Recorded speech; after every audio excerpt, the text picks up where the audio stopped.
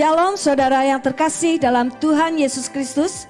Selamat datang di ibadah online GPB Amanat Agung Kalasan Yogyakarta. Kami sangat senang melayani saudara pada ibadah online ini. Jika tayangan ini memberkati saudara, jangan lupa klik subscribe, like, bagikan, dan komen agar channel ini semakin berkembang dan memberkati banyak orang. Jika saudara ingin memberikan persembahan untuk pekerjaan Tuhan di gereja kami, saudara bisa mengirimkannya melalui nomor rekening yang tertera di bawah ini dan bukti transfernya bisa dikirim ke nomor WA di bawah ini. Atau persembahan dapat dibawa langsung ke gereja dan dimasukkan ke kotak persembahan yang sudah tersedia. Hendaklah masing-masing memberikan menurut kerelaan hatinya, jangan dengan sedih hati atau karena paksaan, sebab Allah mengasihi orang yang memberi dengan sukacita. Dan Allah sanggup melimpahkan segala kasih karunia kepada kamu, supaya kamu senantiasa berkecukupan di dalam segala sesuatu, dan malah berkelebihan di dalam pelbagai kebajikan. 2 Korintus 9 ayat 7 sampai dengan ayat yang ke-8. Selamat pagi.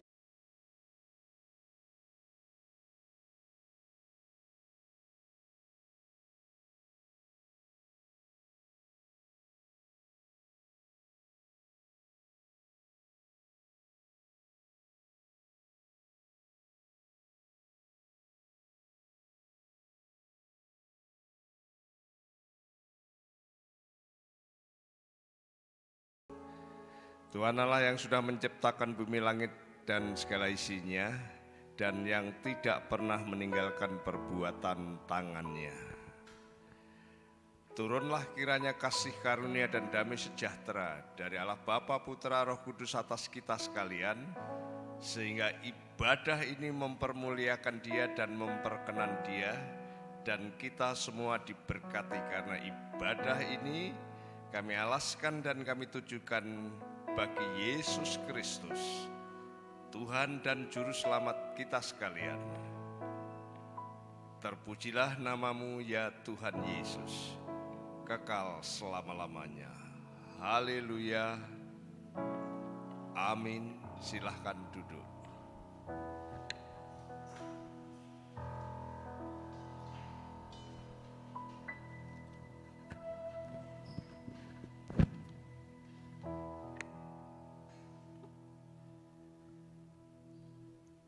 Kudus, kudus, kuduslah Tuhan Allah yang Maha Kuasa, yang sudah ada dan yang ada dan yang akan datang. Ya Tuhan dan Allah kami, Engkau layak menerima puji-pujian dan hormat dan kuasa, sebab Engkau telah menciptakan segala sesuatu, dan oleh karena kehendak-Mu semuanya itu ada dan diciptakan. Kudus, kuduslah Tuhan.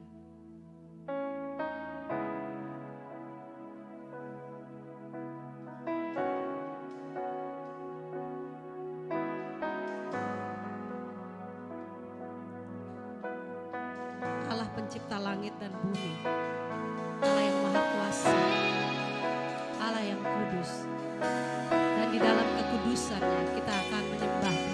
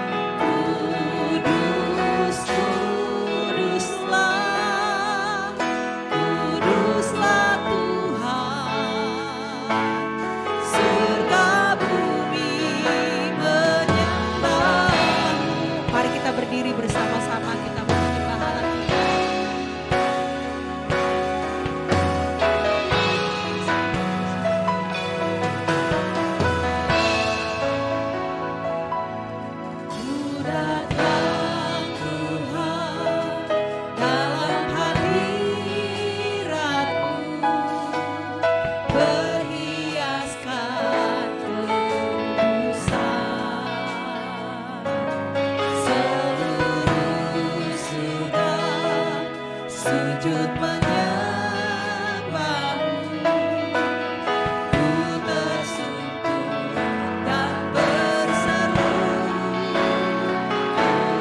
kudus, kuduslah, kuduslah Tuhan, Allah semesta alam.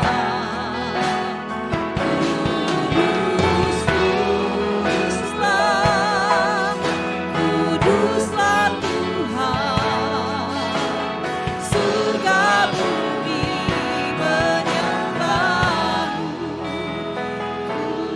Kudus, kuduslah, kuduslah Tuhan, Allah semesta alam. Kudus, kuduslah, kuduslah Tuhan, surga bumi menyembahmu. Kuduslah Tuhan, kuduslah Tuhan, Allah semesta alam. Kudus, kuduslah, kuduslah Tuhan, surga bumi menyembahmu. Mari kita menyembah Tuhan pagi hari ini. Naikkan pujian dan penyembahan kita kepada Dia, Allah yang Maha Kudus, Allah yang Maha Kuasa.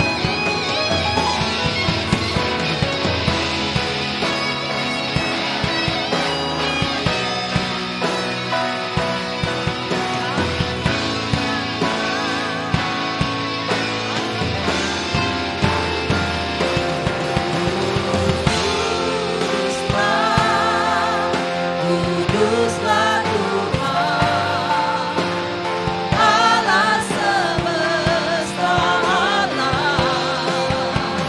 Kudus, kuduslah, kuduslah Tuhan, surga bumi menyembahmu. Surga bumi, surga bumi menyembahmu. Surga bumi menyembahmu. Kami ada di hadirat-Mu Tuhan sebagai umat tebusan-Mu. Kami mau meninggikan Engkau, Tuhan kami, Raja kami dan penyelamat kami. Bertahtalah dalam pujian kami, bertahtalah dalam penyembahan kami, dan bertahtalah dalam kebenaran firman-Mu. Sehingga sungguh bakti kami pagi hari ini menjadi korban yang berbau harum di hadapan-Mu dan Engkau dipermuliakan. Hati kami siap untuk meninggikan Engkau. Haleluya. Amin. Yang sehat, yang bersuka cita pagi hari ini lambaikan tangan. Katakan Allah kita adalah Allah yang dahsyat, mengatasi segala alam.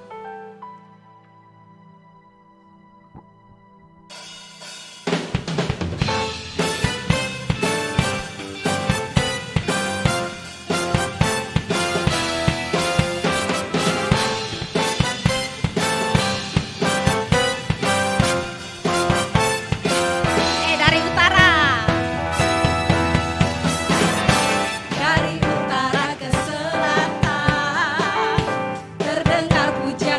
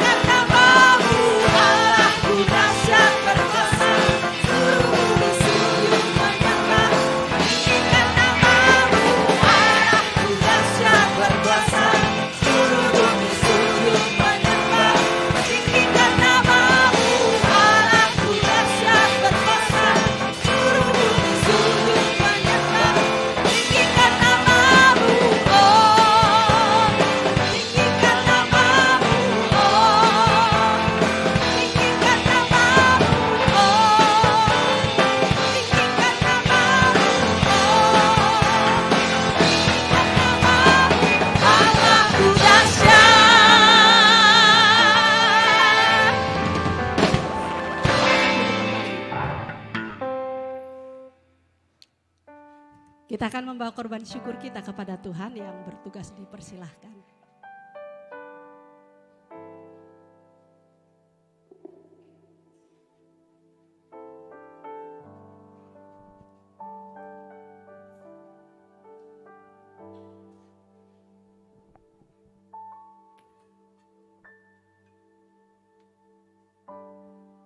Sebelum kantong persembahan diedarkan, saya akan membacakan firman Tuhan yang diambil dari Imamat 19 ayat 5. Apabila kamu mempersembahkan korban keselamatan kepada Tuhan, kamu harus mempersembahkannya sedemikian, hingga Tuhan berkenan akan kamu. Bahagia melayani Rajaku.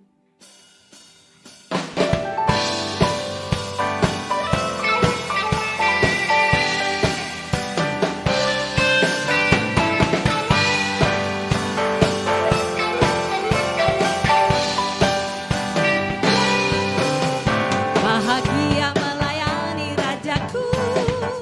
Oh betapa bahagia, ada damai dan sentosa bagiku. Melayani Rajaku, melayani Rajaku, kuserahkan hidupku, sukacita damai berkata melayani Rajaku.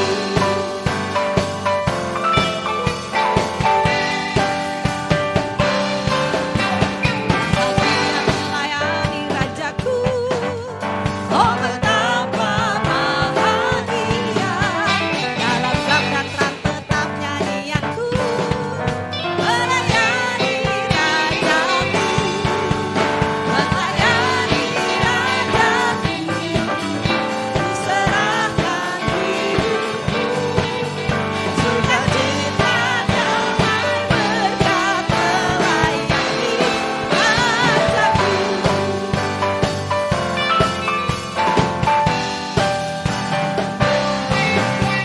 Bahagia melayani Rajaku.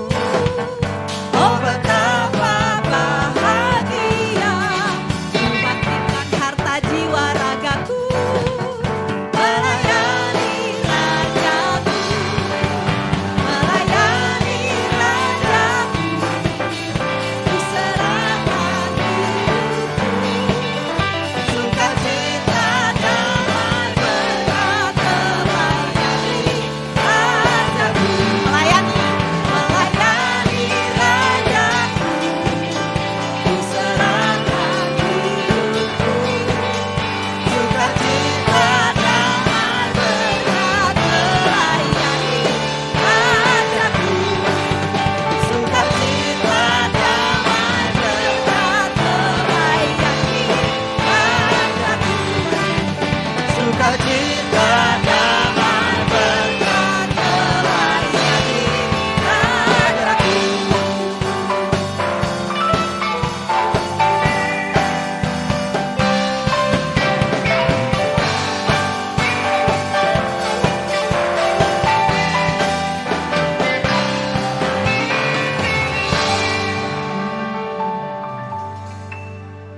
Mari kita bersatu di dalam doa.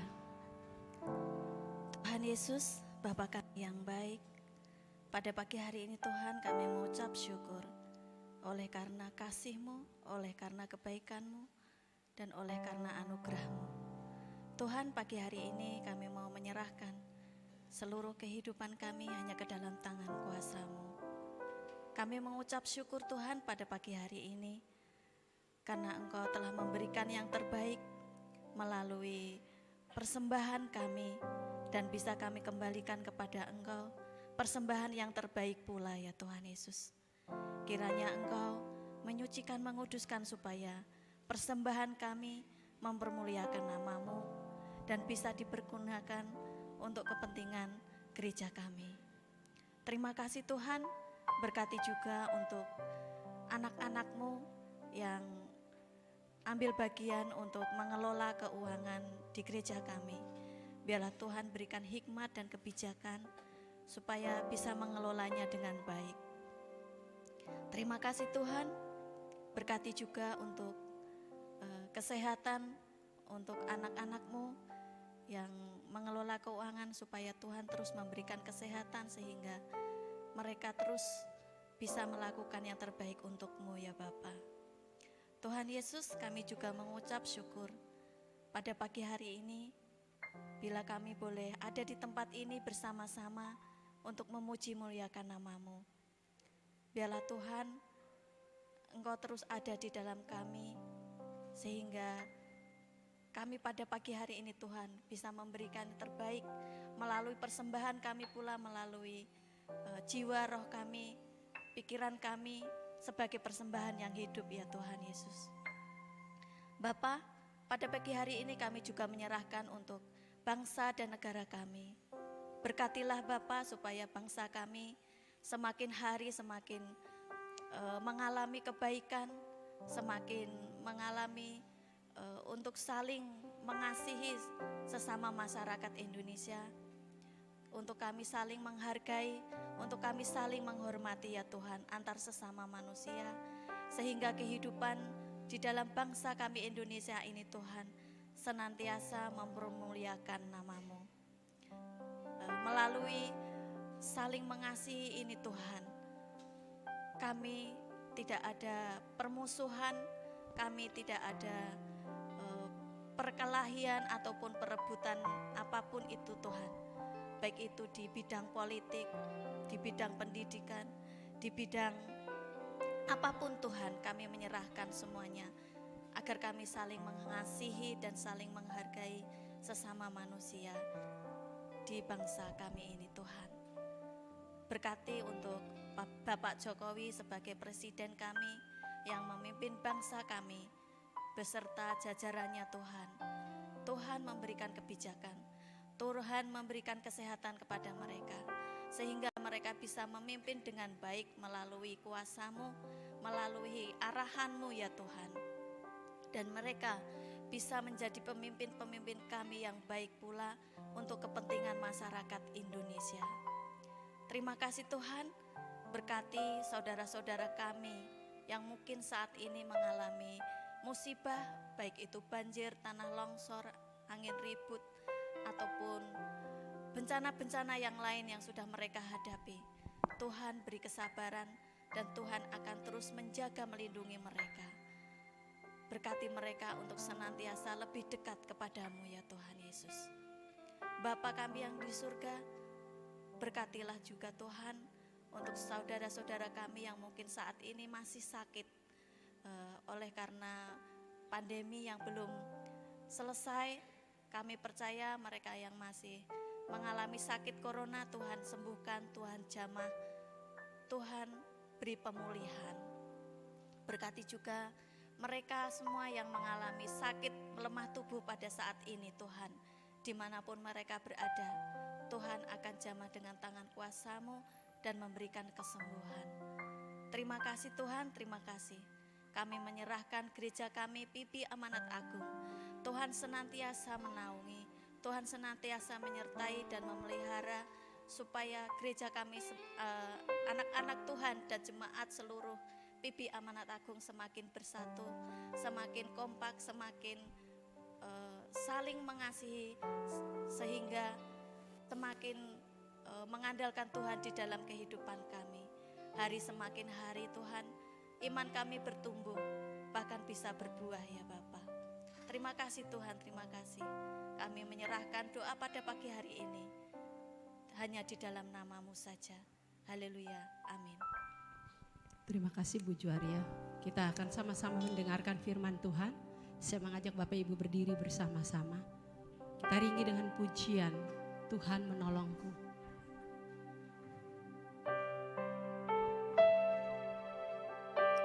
Allah ada di setiap musim hidup kita. Apapun pergumulan kita, Dia tidak pernah meninggalkan kita. Dia selalu ada dan selalu menolong kita.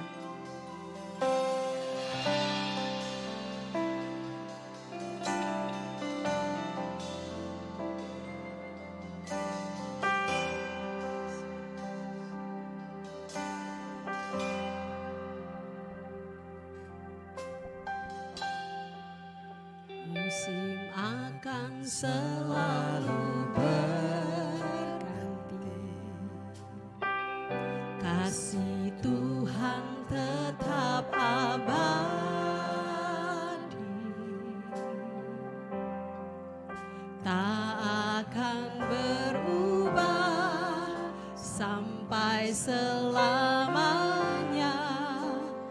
tetap percaya.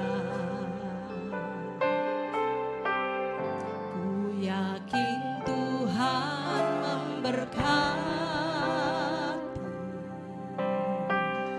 Ku yakin Tuhan melindungi.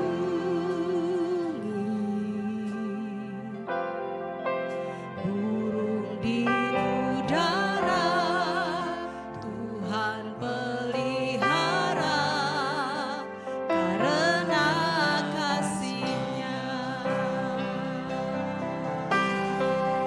Tuhan selalu menolongku, selalu menjagaku. Sehelai rambutku tak akan terjatuh tanpa seizin-Mu. Tuhan selalu menolongku, selalu menjagaku. Dia mengenyangkanku dan peliharaku seumur hidupku. Mari Bapak Ibu Saudara yang dikasihi Tuhan, yakini lagu ini, yakini firman Tuhan ini, bahwa di setiap musim hidup kita Dia ada. Musim apapun itu, Dia selalu ada bersama dengan kita. Bahkan Dia menolong kita. Kasih Tuhan abadi bagi kita. Terima kasih Yesus. Ku tetap percaya, ku yakin Tuhanku memberkati. Ku yakin Tuhan melindungi. Burung di udara Tuhan pelihara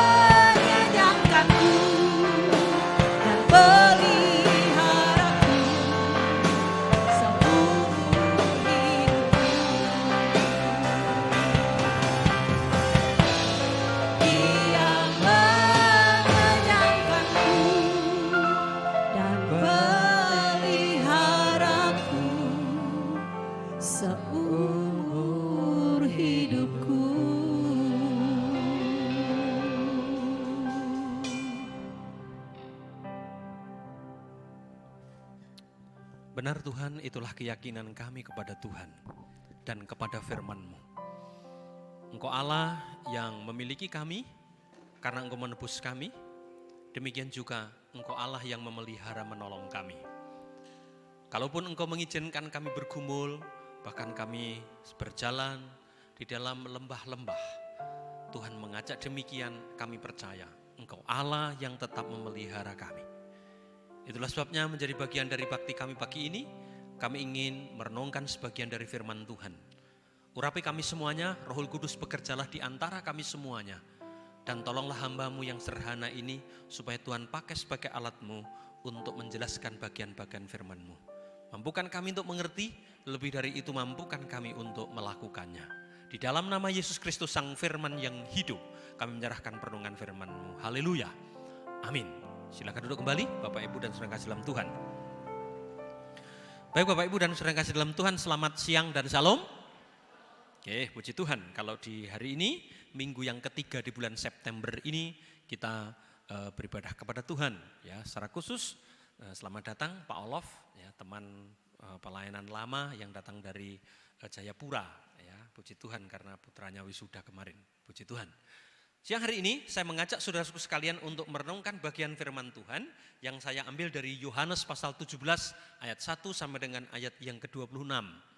Yohanes pasal 17 ayat 1 sampai dengan yang ke-26 yang saya berikan judul Orang Percaya dalam Doa Yesus. Artinya kita akan melihat dan saya harapkan nanti kebenaran-kebenaran itu kita percayai, kita imani dan kita hidupi. Siapakah sebenarnya kita, orang-orang percaya ini menurut catatan doa Yesus? Yohanes pasal 17 ayat 1 sampai 26. Sebagai pendahuluan, di dalam catatan Alkitab, terutama Injil-Injil, Matius, Markus, Lukas, dan Yohanes, hanya ada dua doa yang didoakan atau yang diucapkan atau yang dilakukan atau yang intinya yang didoakan oleh Yesus kepada Bapa. Doa yang pertama adalah teks firman Tuhan yang kita baca nanti, yang kita pelajari di Yohanes pasal 17 ini. Doa yang kedua adalah Yesus berdoa ketika ada di Taman Getsemani, ketika Yesus mau ditangkap dan akan mengalami kematian dalam penderitaan yang berat itu, Tuhan berdoa. Kalau boleh biarlah cawan ini biarlah berlalu daripada aku. Tetapi jangan kehendakku melainkan kehendakmu yang jadi. Hanya doa itu yang didoakan. Pak, kenapa Matius pasal yang ke-6 doa Bapa kami tidak termasuk? Doa Bapa kami Matius pasal 6 tidak didoakan, artinya Yesus tidak mendoakan dengan doa itu kepada Bapa, tidak. Tetapi Yesus mengajarkan doa itu tentang doa Bapa kami. Nah, kalau ini adalah doa Yesus kepada Bapa yang di surga, berarti apa yang ada di dalam doa itu, pokok-pokok penting yang ada di dalam doa itu adalah sesuatu yang sangat penting untuk kita perhatikan. Dan secara khusus pagi ini saya akan mengajak saudara untuk melihat siapakah saya dan saudara, seperti apakah saya dan saudara sebagai orang percaya itu menurut doa Yesus. Khusus doa Yesus untuk orang percaya, Yohanes pasal yang ke-17 ini. Dengan kata lain sekali lagi, kalau ini didoakan oleh Yesus, dimintakan oleh Yesus kepada Bapa untuk demikian, sekali lagi ini adalah perkara yang sangat penting, perkara-perkara yang sangat menyenangkan Tuhan, dan itu tidak boleh kita abaikan. Nah, kita akan lihat, ya, seperti apakah saya dan saudara, dan juga diharapkan oleh Tuhan seperti apa saya dan saudara sebagai orang-orang kepunyaan Tuhan ini. Bagian yang pertama sebenarnya dari keseluruhan ayat 1 sampai dengan ayat yang ke-10, tapi saya potong ayat 6b, 9 dan ayat yang ke-10. Mari kita akan baca ayat ini bersama-sama. 1, 2, 3. Mereka itu milikmu dan engkau telah memberikan kepadaku dan mereka telah menuruti firman-Mu. Aku berdoa untuk mereka, bukan untuk dunia aku berdoa, tetapi untuk mereka yang telah engkau berikan kepadaku. Sebab mereka adalah milikmu dan segala milikku adalah milikmu dan milikmu adalah milikku. Dan aku telah dipermuliakan di dalam mereka. Ayat yang 3 ayat, dari 3 ayat ini ada satu kata yang diulang-ulang, yaitu kata apa? milik. Ada milikku, ada milikmu. Ini berarti satu poin penting. Bagian yang pertama, menurut doa Yesus, dan itu menurut saya adalah menurut hati Yesus. Orang-orang percaya adalah milik kepunyaan Tuhan. Milik kepunyaan Tuhan. Nah, bagaimana ceritanya? Dan nanti apa bedanya kepemilikan Tuhan atas semua orang, bedanya dengan kepemilikan Tuhan atas orang-orang percaya secara khusus. Mau tidak mau kita akan melihat dari awal mulanya. Menurut Kejadian pasal yang pertama, Allah menciptakan manusia, pasal 1 ayat 26 dan 27, menciptakan manusia, Adam dan Hawa, itu berarti semua keturunan Adam dan Hawa diciptakan dalam gambar dan rupa Allah. Seringkali saya bertanya, yang diciptakan segambar dan serupa dengan Allah itu laki-laki atau perempuan? Ayo, yang diciptakan segambar dan serupa dengan Allah itu laki-laki atau perempuan? Yang laki-laki berkata, laki-laki. Yang perempuan berkata, perempuan juga. Tapi kalau saudara membaca pasal yang 1 ayat 26-27, pasal yang kedua, maka Tuhan menciptakan laki-laki dan perempuan diciptakan dalam gambar dan rupa Allah. Jadi laki-laki ataupun perempuan yang namanya manusia, seperti apapun dimanapun tinggal, diciptakan dalam gambar dan rupa Allah. Gambar Allah, gambar kata gambar, dua kata, gambar dan rupa. Gambar itu gampang sederhana, gambaran saya adalah begini. Saya punya gambar, saudara juga punya gambar masing-masing. Gambarmu apa? Gambarku apa? Yaitu foto. Fotomu dengan dirimu, foto saudara dengan saudara sama enggak? Bingung ini. Ya kan? Gambarnya gini, suatu saat saudara menemukan di depan gereja, lalu ada ukuran foto, ukuran 3x4 lalu hitam putih. Lalu saudara lihat, ini foto siapa ya? Kok pernah lihat wajah ini karena sudah suram-suram gitu kan? Lalu saudara lihat, fotonya Pak Mujono. Yang menemukan saudara mahasiswa saya di UKRIM.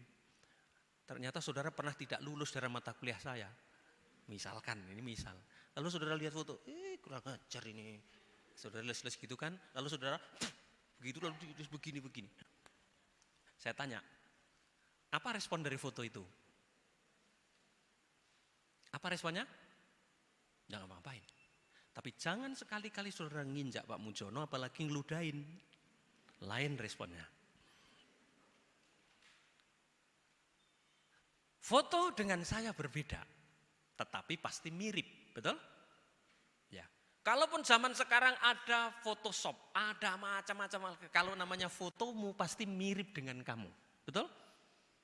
Tapi mirip itu tidak sama. Jadi sederhana, mengerti tentang gambar Allah berarti saya dan saudara itu punya kemiripan dengan Allah. Dalam hal apa saya dan saudara mirip dengan Allah? Ini adalah menekankan tentang karakter, sifat. Contoh, Allah Maha Pencipta, manusia bisa membuat, bukan mencipta ya. Allah Maha Kasih, manusia bisa mengasihi? Bisa. Allah Maha Pengampun, manusia bisa mengampuni? Bisa. Ini soal mau atau tidak. Jadi paling gampang mengingat, gambar Allah adalah kemiripan dengan Allah. Sedangkan rupamu, bukan gitu ya. Rupa dalam bahasa Indonesia diterjemahkan, itu artinya adalah, ini tanda petik, manusia memiliki roh dan Allah adalah roh. Dalam hal itu, ciptaan Allah yang lain tidak ada yang punya roh. Roh itu beda dengan nyawa sebenarnya, walaupun sehari-harinya kita sebut nyawa. Ya, saudara punya nyawa, ayam punya nyawa, tapi jangan samakan nyawamu dengan nyawa ayam. Saudara punya roh, saya punya roh, ayam punya nyawa, jangan ayam punya roh. Itu gambar dan rupa Allah. Utuh diciptakan, tetapi karena manusia lebih mengikuti keinginan dosa dan keinginan iblis, maka Kejadian pasal 3, Roma pasal 3 ayat 23 menyatakan bahwa semua orang telah berbuat dosa dan telah kehilangan kemuliaan Allah. Kemuliaan Allah yang dimaksudkan adalah gambar dan rupa Allah itu. Tapi sebenarnya lembaga, saya tidak pintar bahasa, tidak, tetapi terjemahan kehilangan itu sebenarnya lebih tepat diterjemahkan kalau kalau hilang itu kan memang nggak ada gitu ya. Tapi maksudnya gambar dan rupa Allah itu rusak, tidak memenuhi standar Allah gitu. Gambar dan rupa Allahnya masih, tetapi rusak. Kalau sesudah manusia jatuh dalam dosa, gambar dan rupa Allahnya hilang, berarti manusia sama dengan babi kan? Hanya punya nyawa. Kan beda. Gambar dan rupa Allah itu rusak, bukan hilang. Rusak. Maka manusia diusir dari Taman Eden. Gambar dan rupa Allah itu bisa dipulihkan kembali. Dengan caranya Allah sendiri untuk memulihkan, yaitu melalui korban kematian Yesus Kristus. Itu berarti setiap saya dan saudara yang percaya kepada Yesus, bagaimanapun caranya saudara suku sekalian menjadi orang percaya, itu adalah gambar dan rupa Allahnya kita itu sudah dipulihkan. Bedanya dengan orang-orang yang belum percaya kepada Tuhan, gambar dan rupa Allahnya masih rusak. Bagaimana Allah memulihkan itu caranya, dan ini yang menjadikan saya dan saudara milik Yesus adalah jelas. Caranya Allah membayar dengan harga yang sangat mahal. Allah menebus kita bukan dengan barang yang fana, bukan dengan emas dan perak, tetapi dengan nyawanya, dengan darahnya, yaitu melalui kematian Yesus Kristus di kayu salib. Yesus menebus kita, itulah sebabnya Yesus memiliki kita. Kata menebus, arti dasarnya adalah membayar. Lunas. Siapa yang pernah pengalaman tebus menebus? Malu kalau ya biasanya malu kalau angkat tangan. Ya. Tebus menebus. Kalau soal tebus menebus berarti berhubungan dengan apa? Pura-pura enggak tahu saudara itu. Nah, ya. Kalau tebus menebus berarti berhubungan dengan barang. Barang diapakan? Digadaikan. Kerennya sekarang dianggunkan. Ya, gitu, digadaikan. Seumpama saudara punya barang, celana misalkan digadaikan. Laku enggak ya celana digadaikan? Ya, lalu dibawa karena saudara kepepet. Ya, butuh uang ini untuk bayar ini, lalu punya celana yang bagus, lalu digadaikan. Saudara berdapat uang, ya kan? Barangnya ada di sana, celanamu. Lalu suatu saat jatuh temponya, Anda diminta dihubungi nomor HP gini. Jatuh tempo untuk menebus ini. Nah, itu menebus untuk bayar. Saudara kebetulan belum punya uang. Barang saudara berarti miliknya pegadaian. Menyelesaikan masalah tanpa masalah katanya. Gadean kan? Gitu. Lalu ada orang yang datang, biasanya ada lelang. Saya belum pernah lelang-melelang dan gade-menggade, belum pernah, saya nggak mau belajar. Tapi kakak ipar saya adalah pegawai pegadaian, dia cerita, ya ada barang yang digadai harganya murah. Wah kalau lelang ramai sekali. Lalu ada yang bayar begini segini, 5 juta 100, 5 juta 25.000. Siapa yang tertinggi, dia kasih uangnya bayar. Dicicil boleh enggak? Oh enggak boleh. Ya, namanya menebus itu membayar lunas. Karena saudara tidak bisa membayar, celanamu hilang. Bagi orang yang menebus, celananya menjadi milik si penebus. Begitu, itu konsep dasarnya tentang tebus menebus. Yesus pernah membayar kita dengan harga yang sangat mahal, bayarannya adalah nyawa. Itulah sebabnya sesudah Yesus menebus kita, kita menjadi milik Tuhan. Kita menjadi milik kepunyaan Tuhan. Menurut beberapa ayat, istilah yang digunakan oleh Yesus berhubungan dengan apa peranan Yesus bagi orang percaya sehingga saya dan saudara menjadi milik Allah. Ayat yang ke-6 dikatakan bahwa Aku telah menyatakan namamu kepada semua orang yang engkau berikan kepadaku dari dunia. Kata menyatakan. Kalau boleh saya ganti istilah ini adalah memperkenalkan. Ingat, Allah itu roh yang tidak bisa kita lihat, yang tidak bisa kita kenal karena kita orang berdosa. Caranya adalah Allah memperkenalkan dirinya dengan mengambil rupa seorang manusia yang berwujud supaya bisa dikenal. Itu yang namanya istilahnya menyatakan, memperkenalkan. Ayat yang ke-6 dikatakan, orang percaya ini diberikan oleh Bapa dari dunia. Saudara, saya berulang kali mengatakan, bagaimanapun caranya saudara akhirnya menjadi orang percaya kepada Yesus sekarang ini. Kan macam-macam caranya. Ada yang saya dan saudara mungkin sebagian besar karena saya dilahirkan dari keluarga Kristen, maka saya jadi Kristen. Ada mungkin karena saya menikah dengan orang Kristen, maka saya jadi orang Kristen.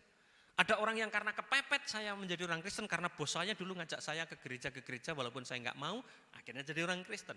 Atau bahkan ada orang yang menjadi percaya Yesus tidak ada yang ngajak, tidak apa-apa, tetapi melalui mimpi. Ada yang melalui mujizat Tuhan lakukan. Apapun caranya, kalau pada akhirnya orang itu percaya kepada Yesus, menurut firman Tuhan dikatakan diberikan oleh Bapa kepada Yesus. Kalau saya meminjam istilah dari Efesus pasal yang ke-1 ayat 3 dan 4, setiap orang yang akhirnya menjadi percaya Yesus itu dipilih atau ditentukan oleh Allah. Waktunya kapan? Sebelum dunia dijadikan. Bukankah sesuatu yang wow, yang amazing, yang luar biasa. Kalau saya dan saudara adalah menjadi bagian dari orang-orang yang sejak semula sebelum dunia dijadikan oleh Allah sudah dipilih dan ditentukan menjadi bagian dari orang-orang yang diselamatkan. Amin.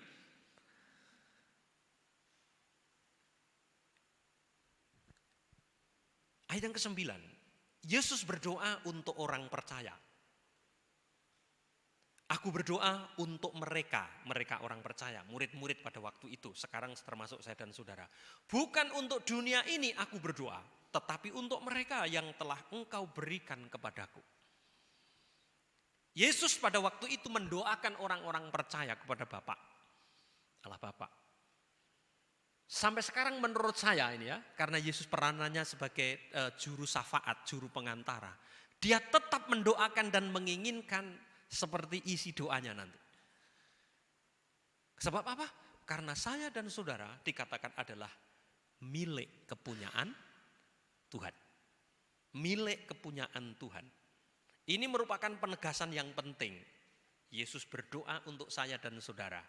Aku berdoa untuk mereka yang sudah engkau berikan kepadaku Bapa, sebab mereka adalah milikmu dan milikmu adalah milikku. Di dalam doa Yesus. Saya dan saudara adalah milik kepunyaan Allah. Yang sebelumnya adalah milik kepunyaan dunia, atau milik kepunyaannya si iblis atau si jahat, dengan macam-macam bentuknya. Tetapi sejak saya dan saudara mengambil keputusan untuk percaya Yesus, menerima Yesus yang mati di kayu salib itu untuk mengampuni dosa saya dan saudara. Sejak itulah saya dan saudara menjadi milik Tuhan, milik pribadi. Saudara, saya asli orang Jawa Tengah, orang Wonogiri. Ketika saya tinggal di Jogja, sejak tahun 92 saya ada di Jogja, sejak kuliah. Saya tanda petik diherankan dengan yang tidak pernah saya temukan di Jawa Tengah, di tempat saya terutama. Yaitu adanya harta atau terutama bentuknya adalah tanah di Jogja ini yang namanya Sultan Ground. Tahu? Jadi di Jogja ini, maksudnya di seluruh DIY, kalau DIY itu berarti provinsi, ada tanah-tanah milik kepunyaan, ada yang bangunan, ada yang tanah, kebanyakan tanah, disebut Sultan Ground. Itu adalah tanah-tanah kepunyaan sultan. Itu berarti berkenaan dengan kerajaan, keraton Jogja. Sampai sekarang masih eksis. Yang paling jelas, paling kelihatan adalah kalau saudara yang terkenal, yang tahu namanya misalkan Hotel Ambarukmo. Di dekat Hotel Ambarukmo ada apa? Pura-pura nggak tahu saudara, setiap minggu datang juga ya. Amplas Ambarukmo Plaza. Itu miliknya Sultan. Ya, itu miliknya Sultan. Mau diapa-apakan, mau dibuat seperti apa itu haknya Sultan. Kalau di atas jalan pun juga dibangun, yaitu karena miliknya Sultan. Dan tidak ada orang atau pihak yang bisa ngutik-utik, yang tidak ada yang bisa menggugat, apalagi menggantikan hak kepemilikan dari miliknya Sultan menjadi milik. Nah, tapi saya ingin mau membedakan, tanah kas itu masih bisa diutik-utik, masih diusahakan untuk berpindah kepemilikan. Buktinya ada. Tetapi kalau namanya Sultan Ground, tanah miliknya Sultan atau milik kerajaan, jangan pernah dan memang tidak pernah bisa. Orang bisa membangun bangunan di atasnya, puji Tuhan, tanah-tanah yang ada di Jogja ini oleh Sultan diizinkan untuk ditempati dengan sewa yang sangat murah. Tetapi itu hanya membangun dan hanya hak guna bangunan, bukan hak milik. Karena miliknya tetap adalah miliknya Sultan. Sebegitu kuatnya, sebegitu hebatnya kepemilikan dari Keraton Yogyakarta. Jangan lupa saudara, Yesus Allah adalah raja di atas segala raja, termasuk di atas Raja Yogyakarta. Dan Allah itu memiliki kepemilikan atas saya dan saudara. Caranya dengan bayaran yang sangat mahal, darah Yesus Kristus. Menurut Roma pasal yang kelima, tidak pernah ada pihak yang bisa membatalkan kepemilikan itu. Bahkan saya berani berkata, sekali milik Allah tetap milik Allah. Sebab itu sebagai orang-orang yang percaya, bersyukurlah. Jangan pernah lupa tentang ini. Bahwa saya dan saudara adalah milik Yesus. Yang kedua, jangan pernah saudara merasa bahwa saudara tidak bernilai atau saudara tidak berharga. Ingat, orang yang tidak percaya saja berharga bernilai di hadapan Allah. Karena setiap orang itu gambar dan rupa Allah. Apalagi bagi saya dan saudara yang sudah dibeli dengan harga yang mahal itu. Saya dan saudara jauh bernilai di hadapan Tuhan. Jangan pernah merasa tidak bernilai. Jangan pernah merasa tidak berharga. Jangan merasa bahwa saya tidak ada apa-apanya. Ingat, Allah sudah menebus kita dengan darahnya yang mahal. Yesus Kristus. Itu berarti saya dan saudara bernilai, berharga di hadapan Allah. Amin. Saya dan saudara adalah milik Allah. Kebenaran yang kedua atau poin yang kedua, saya ambil dari pasal 17 ayat yang ke-11b sampai dengan yang ke-19, terutama beberapa ayat yang saya pilih. Ayat yang ke-11b, dan aku tidak ada lagi di dalam dunia, tetapi mereka masih ada di dalam dunia dan aku datang kepadamu. Ini dia. Ya Bapa yang kudus, peliharalah mereka dalam namamu, yaitu namamu yang telah engkau berikan kepadaku, supaya mereka menjadi satu sama seperti aku. Bapa, peliharalah mereka di dalam namamu. Ayat yang ke-12, selama aku bersama mereka, aku memelihara mereka dalam namamu, yaitu namamu yang telah engkau berikan padaku. Aku telah menjaga mereka dan tidak ada seorang pun dari mereka yang binasa selain daripada dia yang telah ditentukan untuk binasa, supaya genaplah yang tertulis dalam kitab suci. Ketika aku dalam dunia, kata Yesus, aku memelihara mereka. Mereka ini orang-orang percaya. Dan ayat yang ke-15, supaya engkau melindungi mereka daripada yang jahat. Poin yang kedua, saya dan saudara adalah milik kepunyaan Allah yang dirawat, yang dipelihara oleh Tuhan.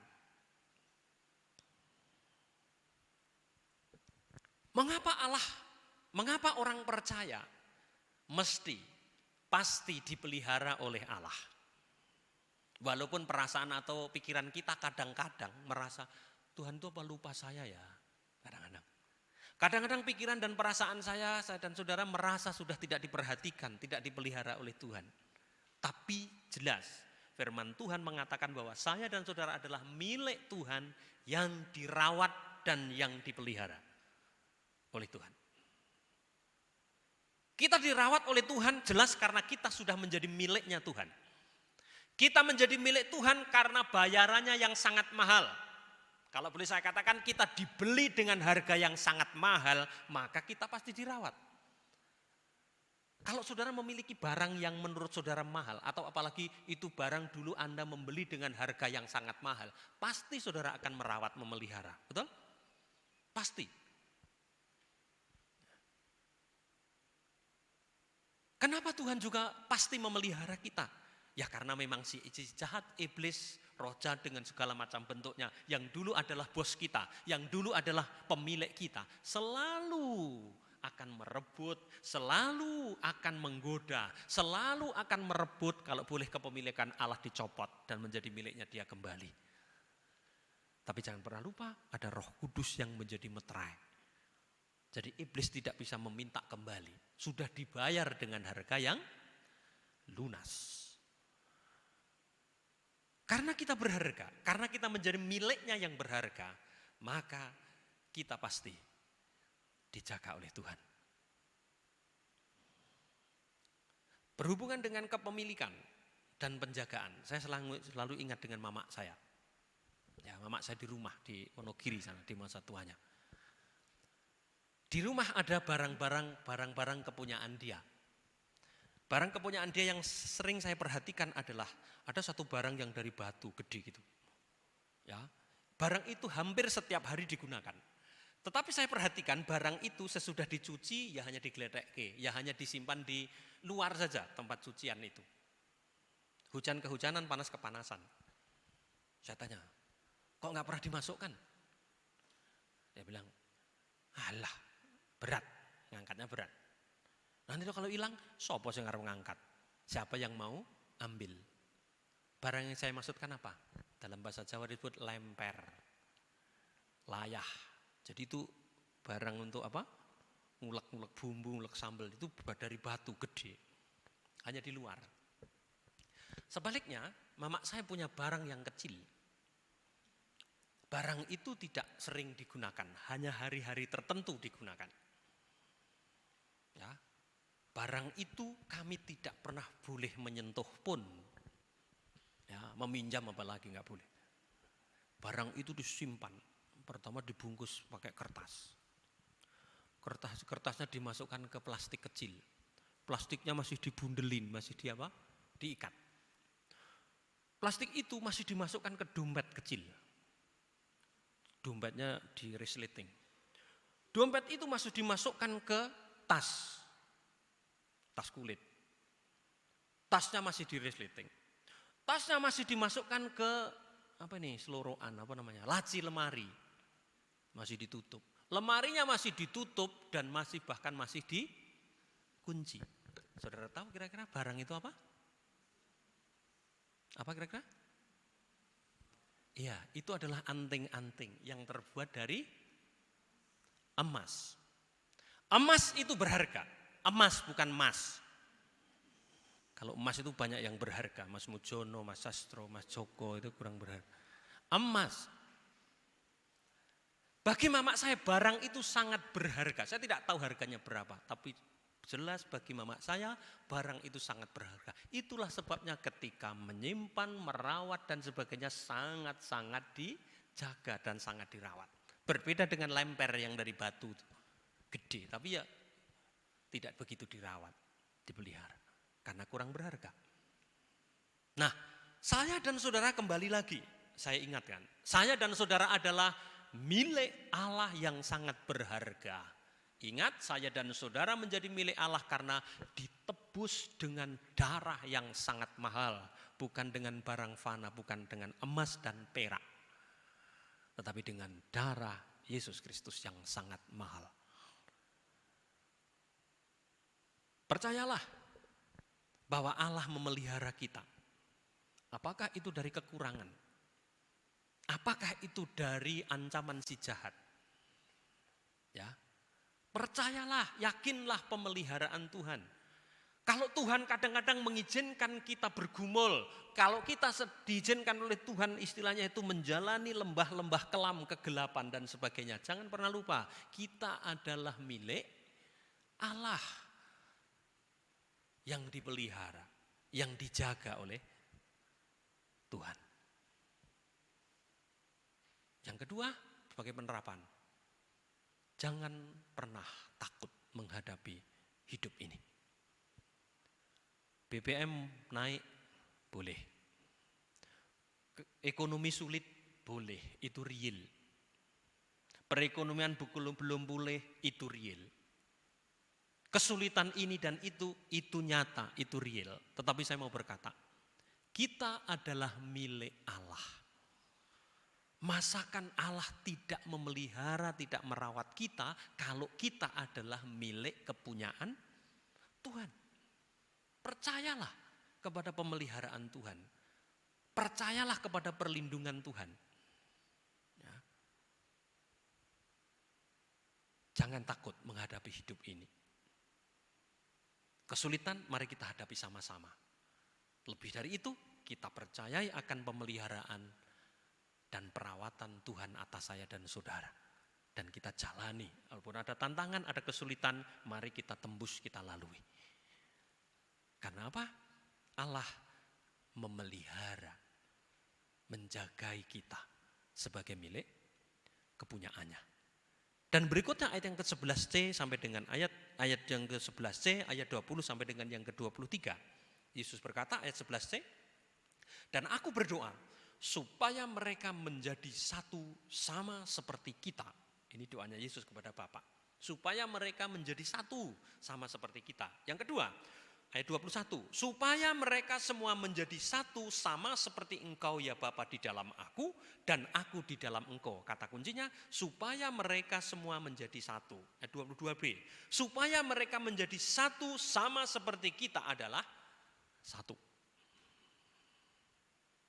Dengan kata lain, kesatuan orang percaya, keutuhan orang percaya, kerjasama orang percaya, kesatuan orang percaya itu sesuatu yang sangat bernilai, sesuatu yang sangat berharga di mata Tuhan, sesuatu yang sangat penting di mata Yesus. Itulah sebabnya Yesus mendoakan untuk kesatuan orang percaya. Kenapa? Karena jelas Allah sudah mempersatukan kita di dalam keluarga Allah yang namanya gereja. Ya, yang namanya keluarga Allah bukan hanya gereja Bethel, GBI saja bukan. Gereja Baptis Indonesia, GBDI, D-nya besar atau D kecil, semuanya itu keluarga Allah. Ya. PIB Amanat Agung juga keluarga Allah. Gereja adalah keluarga Allah. Itu. Nah, ini yang harus kita perhatikan. Kesatuan yang seperti apakah yang semestinya ada, yang semestinya dipelihara oleh gereja, oleh orang percaya? Satu, gambaran atau analoginya adalah kesatuannya Yesus dengan Bapa. Kesatuan di dalam Tritunggal. Allah Tritunggal itu ada 3 pribadi yang berbeda. Yaitu Allah Bapa, Allah Anak yaitu Yesus Kristus, dan Allah Roh Kudus. 3-tiganya adalah pribadi yang berbeda. Bukan hanya satu orang, satu pribadi, lalu tugasnya 3 sebagai bapak, sebagai anak. Bukan, menurut Alkitab ada 3 pribadi yang berbeda. Sebab apa? Contoh, kalau Yesus berdoa kepada Bapa, kalau pribadinya hanya satu, berarti Yesus berdoa kepada diri sendiri. Enggak toh? Ketika Yesus dibaptiskan, saudara masih ingat? Yesus dibaptis oleh Yohanes Pembaptis. Ada yang bersuara dari langit, inilah anak yang kukasihi, kepadanya lah aku berkenan. Lalu ada Roh Kudus yang bermanifestasi dalam burung merpati. Jangan burung jalak lagi nanti. Ya, burung merpati, pribadi yang berbeda-beda. Tetapi 3 pribadi yang berbeda itu, satu pikiran, satu tujuan, satu kehendak. Satu hakikat, hakikatnya Allah. Dengan kata lain, kesatuan gereja yang didoakan oleh Yesus adalah kesatuan dalam keperbedaan. Berbeda-beda tetapi satu pikiran, satu kehendak, satu tujuan. Tentunya adalah kemuliaan Tuhan. Makanya jangan harap bahwa gereja itu akan satu style, satu model. Ya, jangan harap. Karena tidak mungkin, sebab apa? Allah menciptakan kita berbeda. Gereja-gereja nanti wujudnya juga akan berbeda dalam arti, contoh saja dalam beribadah. Gereja-gereja berbeda, ada gereja yang beribadah itu sunyi, senyap, teduh, tenang. Nyanyinya ya, oh, la, la, la. Ada seperti itu. Ada gereja yang bernyanyi, weh. Kalau enggak begitu, ada yang berdoa, kalau berdoanya ya, Bapa terima kasih. Oh Tuhan terima kasih. Ada yang, oh Tuhan terima kasih. Itu saya gambarkan kalau seperti anak dalam keluarga. Ya, saya punya anak 3. Mereka punya ekspresi masing-masing, berbeda-beda. Ada yang kalau bapak atau mamanya datang seperti itu, wih mama datang ini, yang satunya, oh ya. Ada yang satu kalau misalkan minta apa-apa, mama gini. Ada yang, ma aku sepatuku sudah rusak ya. Hanya gitu, dia nggak minta. Beda-beda. Ya. Tanpa harus menghakimi, yang berdoa kalau semangat begini dan begini, kalau berdoa detail dan sebagainya seperti itu, kepada yang doa itu berdoa apa. Sebaliknya juga, kalau cara berdoamu, cara memuji Tuhanmu pelan-pelan kalem, ya nggak usah menghakimi kayak pesta aja, ya nggak usah. Caranya berbeda-beda, tetapi gereja tetap satu, yaitu milik Tuhan. Ya, kesatuan dalam keperbedaan. Gitu. Tetapi yang satu apa? Gereja harus satu. Tujuannya, hakikatnya sebagai milik Tuhan jelas, tujuannya, pikirannya, maksud hatinya harus satu. Hal-hal yang terkandung di dalamnya tentang soal kesatuan gereja. Ingat, Yesus sudah mempersatukan kita menjadi keluarga Allah, yaitu gereja. Caranya dengan menebus dengan harga yang sangat mahal. Sudah disatukan. Orang percaya diminta untuk memelihara kesatuan itu. Kenapa? Karena iblis, bos kita yang lama, pemilik kita yang lama akan selalu berusaha untuk memecahkan gereja. Untuk ngitik-itik, untuk mengompor-ngompori. Makanya kalau ada sesuatu di dalam gereja, biasanya apalagi itu hoax, apakah itu, mungkin bukan hoax, kenyataan betul, tetapi hal-hal yang negatif mungkin terjadi di dalam gereja atau di antara orang percaya, iblis akan berusaha untuk ngompor-ngompori. Nah, orang Kristen kadang-kadang juga senang dikompor-kompori, senang gosip, katanya digosok semakin sip. Ya. Apalagi gosipnya di dalam doa. Tuhan, saya berdoa untuk dia itu, katanya dia berzinah. Semoga tidak ada seperti itu. Ya. Implikasinya kesatuan gereja harga mati. Penerapan bagi kita. Mari kita berusaha memelihara kesatuan kita sebagai orang-orang percaya, sebagai keluarga Allah. Ya. Senanglah untuk menjaga kesatuan, memupuk kesatuan orang percaya dimanapun berada. Yang kedua, kalau ada bibit-bibit perusak kesatuan orang percaya, apakah itu sebagai kesatuan dalam sebuah gereja, ataukah itu perpecahan yang bibit-bibit kerusakan kesatuan dalam keluarga, ataupun kerjasama antar orang percaya, segeralah untuk menyelesaikan dengan baik. Jangan dikompor-kompori. Jangan memberikan kesempatan iblis untuk memperbesar dan ngompor-ngompori. Dan yang ketiga, jangan pernah kita mencoba secara sengaja untuk merusakkan kesatuan gereja. Saya mau berkata, kalau ada pihak-pihak atau orang-orang, apalagi orang Kristen, lalu berusaha secara sengaja merusakkan kesatuan gereja, merusakkan kesatuan umat Tuhan. Udah, itu urusannya dengan Tuhan. Sang empunya gereja. Pribadi yang menginginkan gereja itu bersatu. Dan sesuatu kalau urusannya dengan Tuhan, sudah. Ya.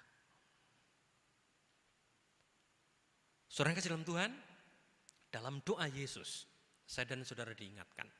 Pertama, saya dan saudara adalah milik Allah. Yang kedua, saya dan saudara adalah milik Allah yang akan terus dijaga atau dipelihara oleh Tuhan. Percaya itu. Dan yang ketiga, sebagai milik Allah, kita diminta untuk terus semakin dan semakin menjaga kesatuan umat Tuhan. Percayalah, di mana ada kesatuan orang percaya, berkat Tuhan dicurahkan. Di mana ada kerukunan orang percaya, dalam gerejakah atau dalam keluargakah atau di tempat pekerjaankah, di mana orang-orang percaya bersatu, dikatakan sebab kesanalah Allah memerintahkan berkat akan dicurahkan. Menurut Mazmur 133. Kalian adalah milik Allah. Kalian kita semuanya adalah milik yang dijaga, dipelihara oleh Allah. Mari kita tetap dan terus bersatu sebagai milik Allah. Amin. Kita tunduk kepala. Kalau saudara diberkati oleh firman Tuhan ini, bersyukurlah kepada Tuhan. Dan imani sungguh-sungguh bahwa Allah memiliki saudara. Saudara adalah milik Allah. Allah akan menjaga dan memelihara terus milik kepunyaan yang berharga itu. Tapi kita juga diminta untuk terus bersatu, terus menjaga kesatuan, dan terus hidup dalam kesatuan sebagai orang percaya. Makasih Tuhan. Terima kasih. Terima kasih.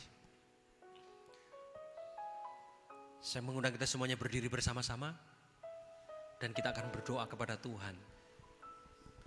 Terima kasih Tuhan Yesus untuk firman-Mu yang mengingatkan kami kembali bahwa kami adalah milik Tuhan, milik pribadi.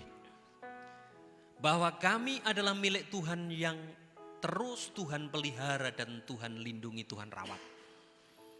Dan kami rindu penjagaan, keperawatan Tuhan atas kami sungguh-sungguh semakin nyata bahwa kami milik pribadi Tuhan. Tolong kami untuk terus menjaga kesatuan kami, memupuk kesatuan kami sebagai sama orang percaya, sebagai keluarga, dan sebagai rekan-rekan sekerja, sebagai orang percaya. Berkat-Mu hamba mintakan untuk kami semuanya, untuk anak-anak Tuhan yang terus belajar setia kepada Tuhan pada pagi hari ini. Hamba berdoa kiranya Tuhan menolong memberkati anak-anak-Mu dalam hidup pribadi masing-masing. Berkati mereka yang masih belajar, berkati studi mereka Tuhan. Berkati pergumulan-pergumulan studi mereka. Berkati juga mereka yang sudah berkeluarga. Damai sejahtera, keharmonisan Tuhan limpahkan dalam keluarga demi keluarga. Mereka yang sudah bekerja ataupun sedang mencari pekerjaan, kami berdoa dalam nama Yesus Kristus. Tuhan turunkan berkat-Mu atas mereka. Dan hamba berdoa bahkan kalau ada di antara mereka anak-anak-Mu bergumul, sakit penyakit ataupun pergumulan hidup yang hamba tidak tahu persis. Hamba mau berdoa dalam nama Yesus Kristus. Tuhan curahkan jawaban doa, pemeliharaan atas kami. Kiranya Tuhan nyatakan di dalam minggu yang akan datang ini. Terima kasih Tuhan, terima kasih. Jemaat dikasihi oleh Tuhan, angkat hatimu, tengadahkan tanganmu dan mari kita memohon berkat yang daripadanya.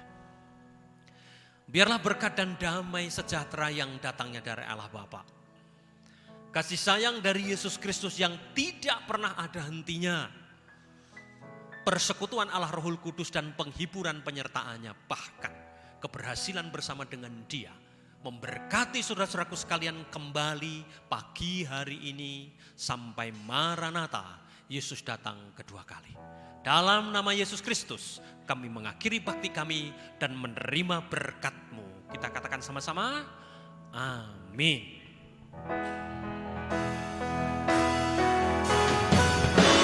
Segala